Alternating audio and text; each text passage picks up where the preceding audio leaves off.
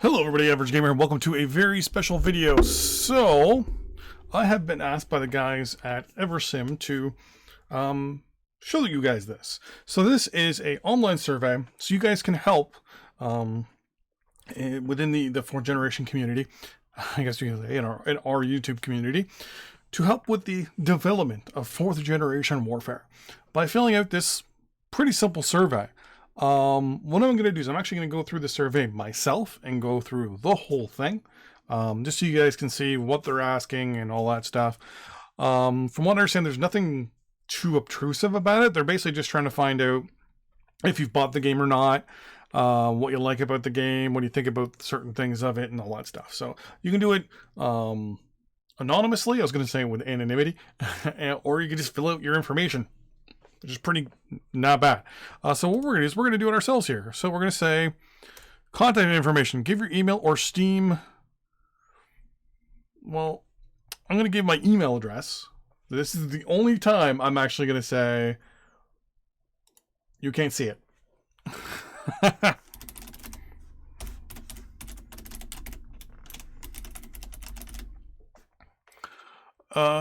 Did I spell my email right? I did. Okay. So we're going to go, boop. Okay. So anyways, it says, what is your age range? Well, surprise, I'm almost 40. Okay. What is your player profile? Do you play less than 10 hours a week? Between 10 to 15 hours a week? Mainly interested in strategy games, mainly interested in role-playing games, online games, favorite type of game, or don't have a favorite type of game, less than 10 hours or more than. So I'm assuming this is select 1 to 5 on each one, not just 1 or 2 of them. So first off, no. Most likely, yes. I'd say strategy games are my thing. I love role-playing games. I'm not big on online games, I will admit. I'll admit I do play 1 or 2 every now and then. Like now I play the Division 2 a lot more. Don't play Destiny 2 anymore for reasons I won't get into. Yeah, I won't say that. I have less than 10 games on Steam. I have more than 100 games on Steam. Yeah, well, I got way too many. How do you hear about the game? Fourth Generation Warfare was actually from Everson themselves. They actually sent me a copy. How do you purchase the game? Technically, no, but technically I have the game. So I'm going to say yes. Because I'm going to assume if I say no, it's going to say what would be interesting about buying the game, I'm going to assume. Yes, it was a positive one. I play in Anglais. I believe I'm at more than 50 hours now. Have you seen the tutorial videos? No. I made the tutorial videos. So both of those are actually my videos. Yes. I've seen both. I like that. That's actually pretty nice. I like the fact that that's in there. What aspects of the game interest you or engaging you the most? I like the strategy role-playing.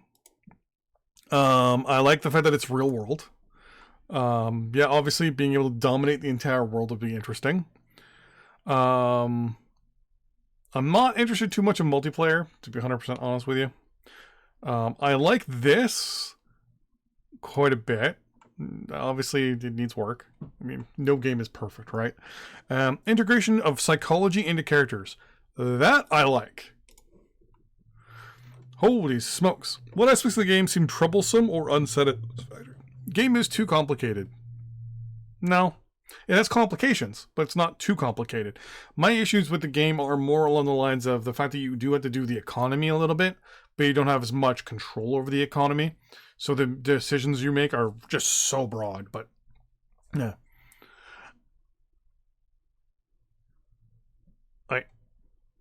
No, that goes there. Wait, no. There? Yeah, there goes. Turn-based. I'll admit, I'm not the biggest fan when it comes to turn-based. Now, I understand why turn-based is a thing, though, in this game, because it kind of has to be. But my issue is that you're limited to the amount of actions per turn. Being the fact you're limited to 10 actions, you're only pretty much able to have 10 characters. And that kind of limits you to what you can do. And to me, being able to, if you want to be a true CIA or CSIS or MI5, or whatever the French version is, the GRU in Russia, more than 10 people. Career mode is too difficult to play at the beginner level. No, it's not. I didn't know there was a career mode. Did I miss that? I'll have to look at it again. Not showing what the enemy does. That's not a problem. Objectives are too hard to maintain. Some of them are, only because some of them don't make sense. Like the issue I had with France, for example, where it was telling me I had to sabotage a French nuclear power site. I did it, but then I never got credit for it. I'd say this is more of some of them are just not working. The AI have a serious and it's not insightful enough. No, that's not a problem. They've assassinated multiple characters of mine. I wouldn't say there's too many events. I have issues with too many pop-ups. For 3D map character buildings, the game lacks animation special effects.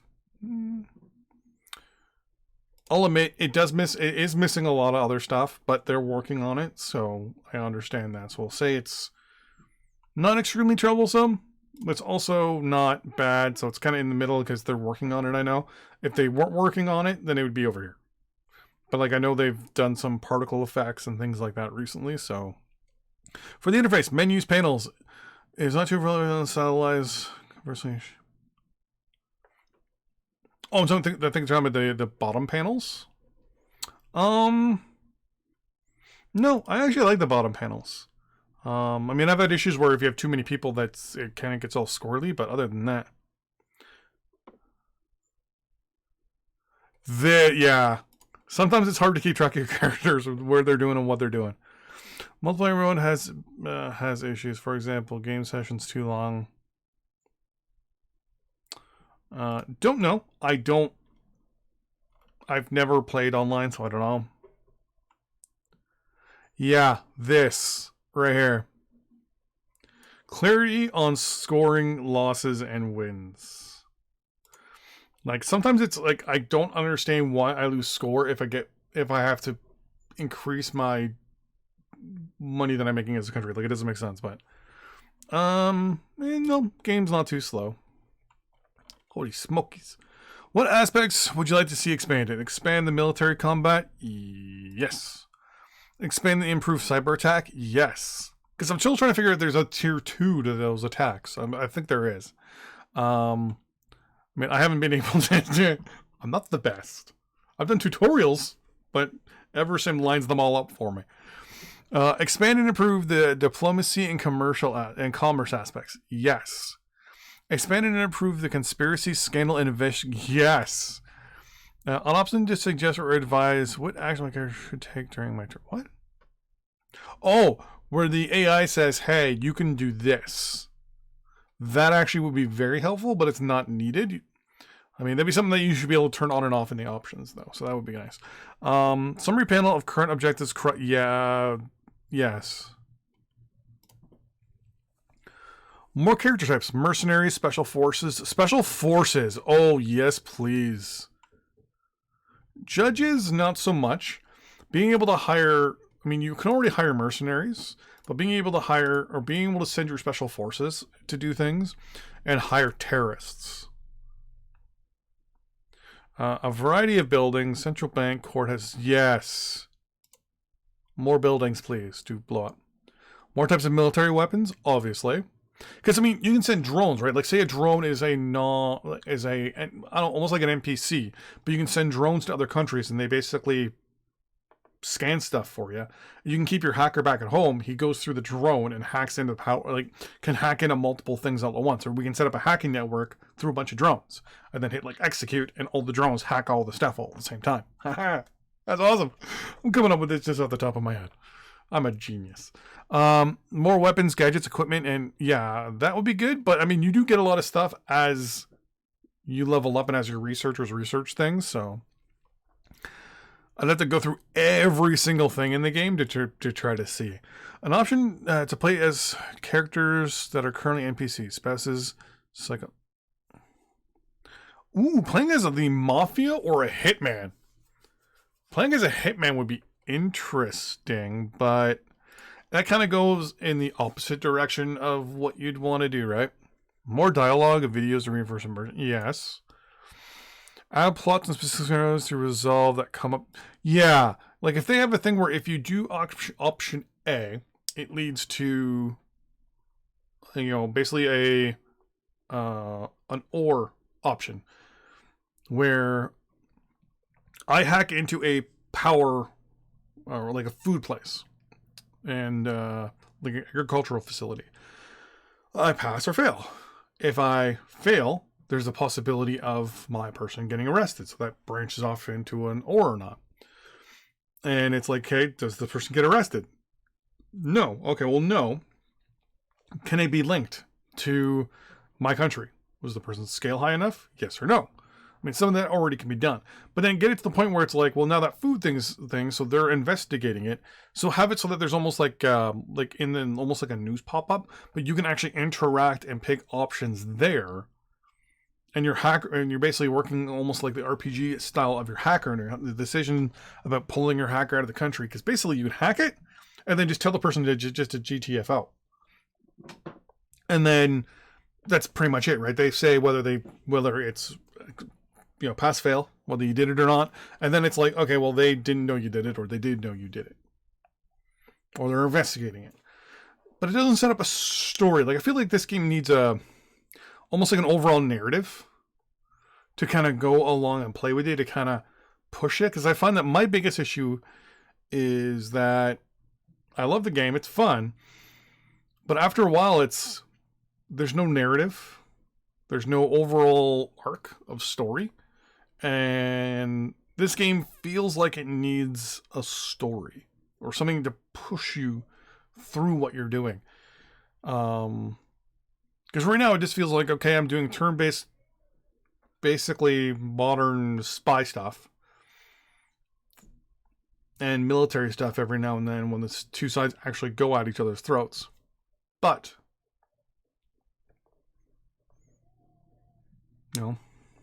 but why am I doing this? It's Canada. Why am I hacking into the South African consul? Like, why am I going after South Africa? Why am I going after all these things? Like, it feels like I understand why I'm doing it, because it's the game and it's fun, but there's nothing to keep you invested after 3, 4, 5 hours, right? But I'm going to say, oh yeah, people to train would be a good idea. I'm not too interested in making my own scenarios personally. Now, being able to modify variables and stuff like that, I would be interested in. Not so much the cheat tools. Only because I already know a couple of the cheats, because the developer sent me one for the one video. I think it's like an auto success every time you do something. Well, for a game mode, fewer locations on the map. That would be interesting.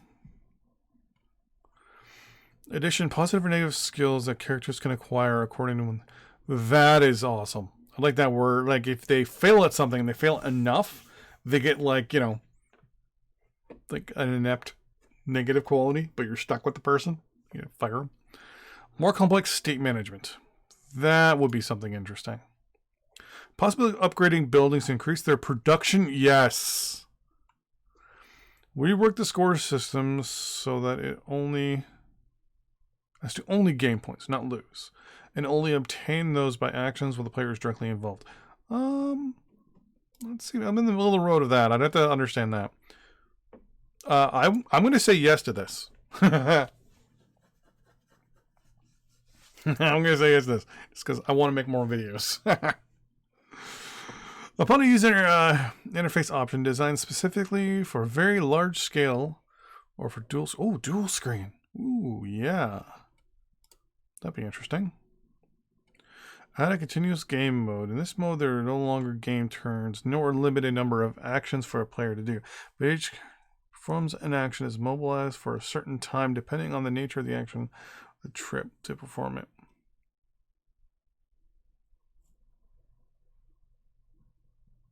Ooh, that sounds very interesting.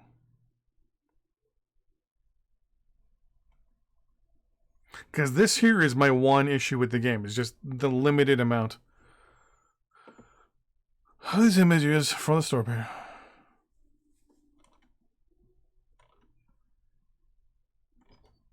I have to admit,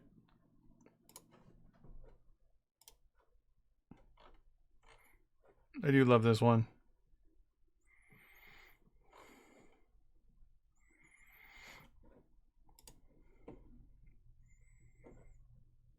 No.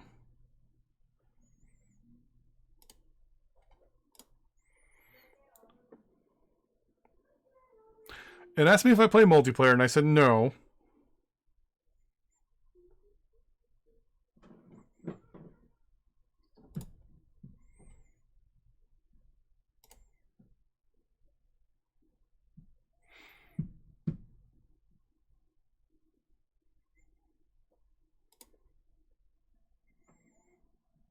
See, for me, this is not a... Online is not a thing. Oh, yeah, definitely. Definitely a 9 out of 10 for sure for me.